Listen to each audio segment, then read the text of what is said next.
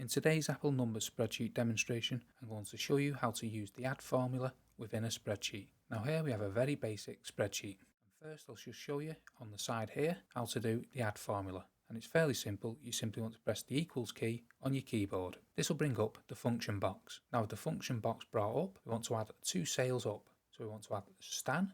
So we click Stan Sales, and then we want to press the plus key on the keyboard and then select Mark Sales.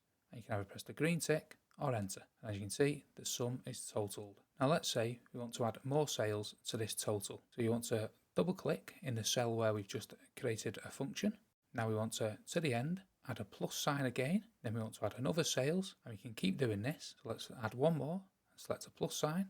And then let's select Chris's March sales, and then you can press the green tick again or enter. And now all them sales have totaled up. And that's a basic way how to use the add formula. So let's get rid of that. And let's work out the profits of January sales. So here we have the total and extra sales.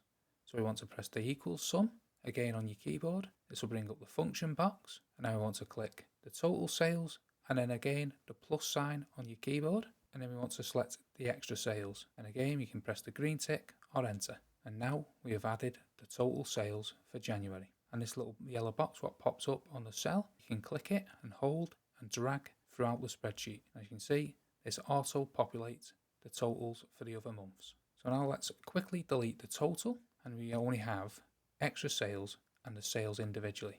So what you can do, you can press the equals key, and then we can drag on all the sales we want for that month, and then we can press close bracket, and we come the other side of the close bracket, we press plus on the keyboard, and we add the extra sales. And you can again press the green tick or enter, and you can drag these sum functions into the other boxes. And that's a couple of different ways how to use the add formula in Apple Numbers.